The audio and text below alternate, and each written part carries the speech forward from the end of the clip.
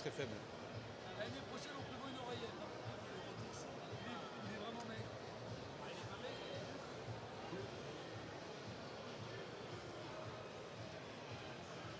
Je crois qu'on est lancé. Alors bonjour, on est sur Écho des territoires, sur le Salon des maires et des collectivités locales. J'ai le plaisir d'accueillir Jean-Luc Dupont, vice-président de la FNCCR et président de Territoire d'énergie Indre-et-Loire, c'est ça? Bonjour. Bonjour, on va parler d'un sujet important qui est souvent mis sur le devant de la scène publique, qui est la mobilité électrique. Puisque la ministre qui est passée ici hier a bien rappelé qu'il y avait un véritable enjeu à décarboner la mobilité. Alors peut-être première question un peu générale, ça fait que quelques années qu'on commence à installer des bornes de recharge, à faire de la mobilité électrique. De votre point de vue, où est-ce qu'on en est aujourd'hui ? Alors, bonjour à toutes et à tous. Le sujet a beaucoup évolué.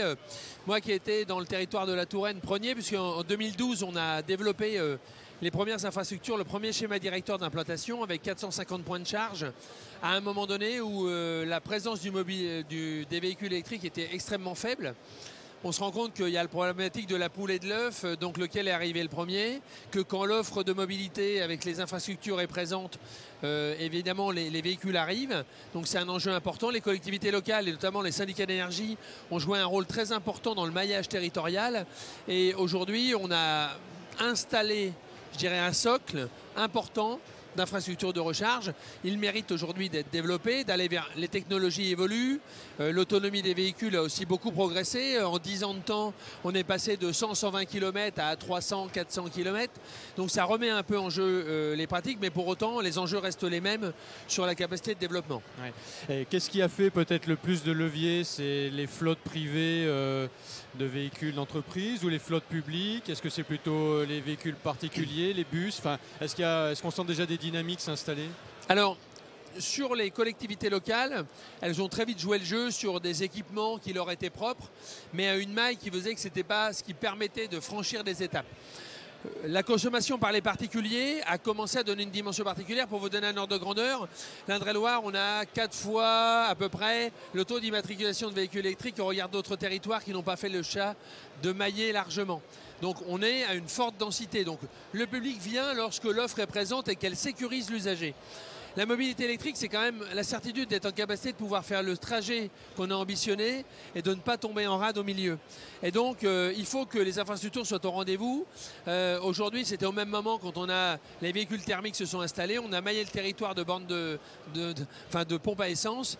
Aujourd'hui, les bornes de charge, elles ont ce rôle, même si la différence est qu'on peut charger chez soi, ce qui n'était pas le cas pour le carburant pour les véhicules thermiques. Donc, il y a un mixte à trouver, un équilibre. Mais c'est important en tout cas d'apporter la sécurisation parce que les naufragés de la route qui ne retrouvent pas la capacité à charger, une fois que vous les avez vaccinés une fois, vous ne les revoyez plus. Donc il faut vraiment la qualité de service doit être exemplaire. Clairement, il y a une qualité de service à avoir. Mais là, l'important, c'est de mailler plus fortement, j'imagine, les territoires. Donc en l'occurrence, vous l'avez vécu dans votre département. Quels sont les plus gros freins pour arriver à accélérer ce déploiement des bornes de recharge? Alors je l'ai dit, c'est d'abord un système de charge qui assure de façon sécure la capacité à l'usager de trouver son énergie. Le deuxième, c'est des freins psychologiques. Lorsque vous, depuis plusieurs décennies, vous avez conforté la personne en lui disant en gros, le véhicule, c'est un espace de liberté. Je pars, je vais où je veux et je m'arrête quand je veux. Le véhicule électrique, c'est un prisme un peu différent. Il faut organiser ce déplacement avec les infrastructures de recharge pour permettre de rythmer, ce qui n'est pas incompatible, mais qui est un changement de paradigme. À un moment donné, on partait, on était sûr de trouver une pompe à essence et de toute façon, on va continuer à voguer. La recharge électrique, c'est une autre approche, une autre philosophie qui dit que du coup, la mobilité ne devient pas un outil, elle devient une condition d'accès à autre chose. Donc il faut le changer.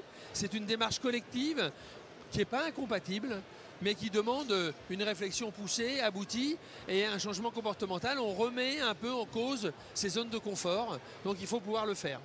Mais au niveau des réseaux, il faut quand même avoir accès à des réseaux électriques qui permettent d'installer ces bornes. Je suppose qu'il y a des contraintes techniques. À ce niveau-là, vous agissez au niveau des collectivités, de la FNCCR, en lien, je suppose, avec les gestionnaires de réseaux. Est-ce que là aussi, il n'y a pas forcément Je veux dire, c'est aussi des finances, des investissements à consentir, donc forcément ça va prendre du temps. Est-ce que c'est ça le frein le plus grand pour le déploiement? L'enjeu qui est devant nous, en fin de compte, il est de deux niveaux. C'est d'arriver à concilier la capacité à muter et la temporalité à le réaliser. Donc c'est une équation qui est difficile.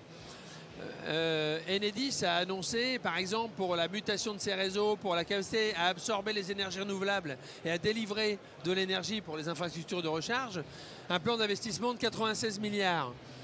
On voit bien que c'est donc des sommes importantes et que penser qu'un réseau de distribution qui a un peu plus d'un siècle d'existence va être en capacité de se muter en 5 ans, c'est se mentir.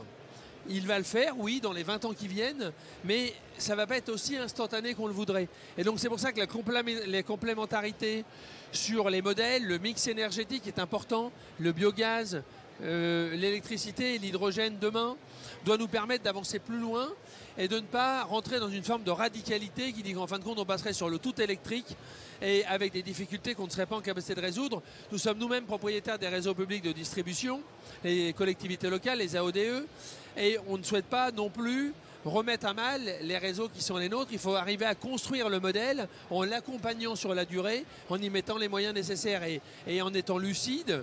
On voit bien que passer tout électrique dans les 10 ans qui viennent nous amènerait à des fortes difficultés sur la capacité des réseaux à admettre cela. Donc il faut continuer à convaincre, discuter, anticiper l'avenir et préparer les mutations qui sont devant nous pour atteindre les objectifs qu'on s'est fixés. Et est-ce que vous fixez des objectifs particuliers au niveau de la FNCCR ou dans votre département en termes de nombre de bornes accessibles au public? Alors, il y avait un objectif 100 000 bornes fixé par le gouvernement qui a été atteint en juillet dernier. La FNCCR en a pris sa part. Je rappelle qu'au moment où on est parti, il y avait 40 000 points de charge qui avaient été installés, dont 38 000 étaient des ressortissants de la FNCCR. Donc on n'avait pas à rougir du bilan. Aujourd'hui, les partenaires privés sont arrivés dans le modèle. La FNCCR a poursuivi son action avec ses collectivités. Et donc aujourd'hui, on a atteint les 100 000 bornes. On sait que l'avenir de demain, c'est de poursuivre ce développement. Elle continuera à le faire. L'arrivée de partenaires privés dans le dispositif est une bonne nouvelle. On s'est senti longtemps seul dans ce combat. Moi, de 2012 à 2020 quasiment, on était les seuls à intervenir. Depuis 2020, il y a une mutation. Les acteurs privés s'en sont saisis. Et donc, je crois qu'il y a une opportunité à accélérer encore un peu plus le modèle et à faire en sorte qu'on soit au rendez-vous d'un service public des mobilités décarbonées.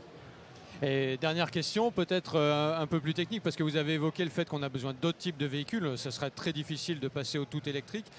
Mais on évoque aussi parfois le fait que le véhicule avec sa batterie pourrait rendre un service au réseau.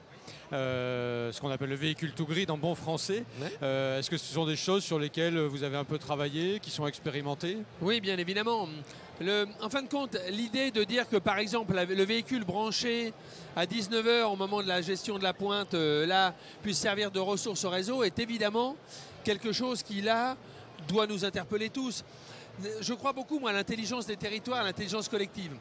Les copier-coller d'un territoire sont parfois difficiles puisque l'histoire, la configuration, la géographie, la sociologie n'est pas la même et que vouloir une expérimentation réussie à un endroit n'apporte pas la gageure qu'elle sera réussie à l'autre endroit. Pour autant, l'intelligence, la réplicabilité des modèles doit nous amener à concerter de plus en plus et que toutes les solutions qui permettront d'apporter durablement des solutions pérennes et durables, même si elles sont de petite taille et qu'elles correspondent à un micro-territoire, c'est l'agrégation des micro-solutions qui donneront la solution collective. Donc moi, je suis confiant dans l'avenir. Je fais confiance aux adhérents de la FNCCR pour à la fois construire des modèles innovants, les partager et renforcer la place des collectivités dans le mix énergétique français.